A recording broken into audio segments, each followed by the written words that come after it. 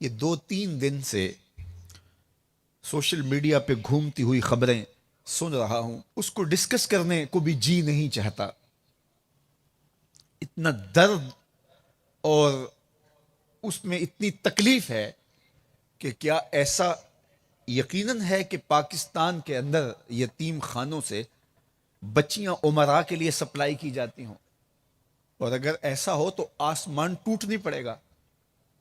اور آج پاکستان کے اندر جو نحوستیں برس رہی ہیں اور ہماری معیشت جس زوال کا شکار ہے، اور ہم ایک باوقار قوم ہونے کی بجائے ذلت کے گڑھوں میں گرتے چلے جا رہے ہیں، ہم غور کریں کہ اس کا سبب یہ تو نہیں ہے۔ اور اگر یہ سچ ہے تو پھر آپ کو کوئی نہیں اٹھا سکتا۔ آپ جو بھی فلسفے لے آئیں، آپ جتنی بھی اچھی ٹیمیں لے آئیں، آپ جو بھی منصوبے تراش لیں، آسمان سے ڈالر برسیں، زمین سے روپیہ اگے، زمین خزانے اگل دے اور ہر طرح کی معدنیات سے آپ مالا مال ہو جائیں، اگر یتیم بچی کے ساتھ زیادتی ہوتی ہے اور یتیم خانوں کے اندر ان کی عزت اگر محفوظ نہیں ہے، تو پھر تمہارے اوپر آسمان سے ذلت برسے گی، کبھی بھی تم سرخرو اور سر بلند نہیں ہو سکتے۔ جس معاشرے میں یتیم کو عزت نہیں دی جاتی، وہ معاشرہ کبھی بھی نشأت اور کبھی بھی عزت نہیں پاتا۔ آج اس پر ہمارے آیان اقتدار کو فوری غور کرنا ہوگا۔ اگر ایسا ہے تو ان ظالم درندوں کو فوری کیفر کردار تک پہنچانا ہوگا۔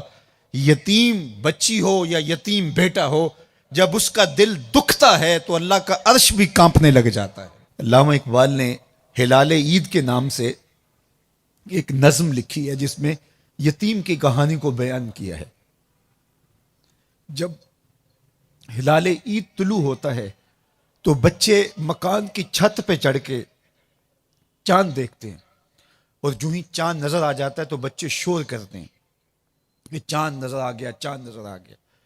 اور پھر عید کے چاند کی خوشخبری دینے کے لیے وہ 3 سیڑھیاں پھلانگ کے نیچے آتے ہیں، اور نیچے ان کے باپ کی باہیں کھلی ہوتی ہیں، اور وہ اپنے بیٹوں کو گود میں لیتا ہے اور جھولنے لگتا ہے اور مبارک دیتا ہے عید کی۔ اقبال کہتا ہے انہی بچوں میں جو چھت پہ چاند دیکھنے گئے ہوتے ہیں یتیم بھی ہوتا ہے، اور جب واپس وہ سیڑھیوں سے اتر رہا ہوتا ہے تو وہ بھاگتا ہوا نہیں اتر رہا ہوتا، وہ سیڑھی کے کنارے کنارے آہستہ آہستہ اتر رہا ہوتا ہے، اس لیے کہ اس کے لیے کوئی باہیں کشادہ نہیں ہوتی۔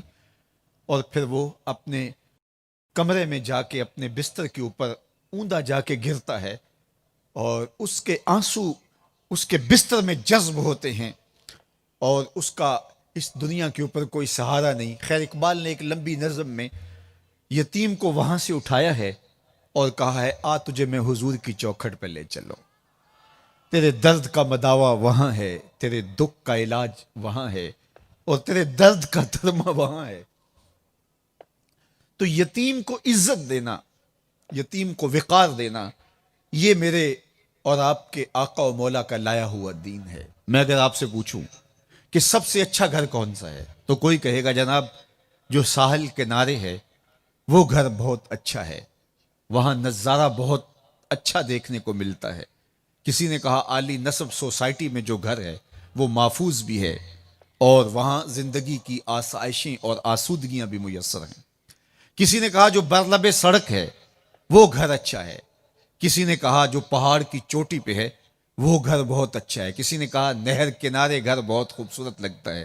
کسی نے کہا جو کشادہ ہو، جس نے کہا جو باغوں میں گھرا ہوا گھر ہو، سبزے میں گھرا ہوا گھر ہو وہ بہت اچھا ہے۔ کسی نے کہا ندی کنارے کوئی چھوٹا سا کٹیا ہی ہو لیکن وہ اچھا لگتا ہے۔ کسی نے کہا فلاں گھر اچھا، کسی نے کہا فلاں گھر اچھا۔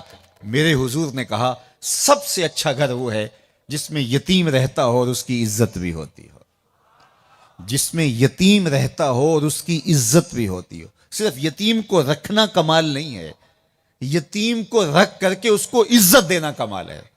قرآن مجید میں سورہ الفجر کے اندر میرے مالک نے ارشاد فرمایا کلا بل لا تکرمون الیتیم، کہا کہ تمہارا مسئلہ یہ ہے کہ تم یتیم کو عزت نہیں دیتے ہو۔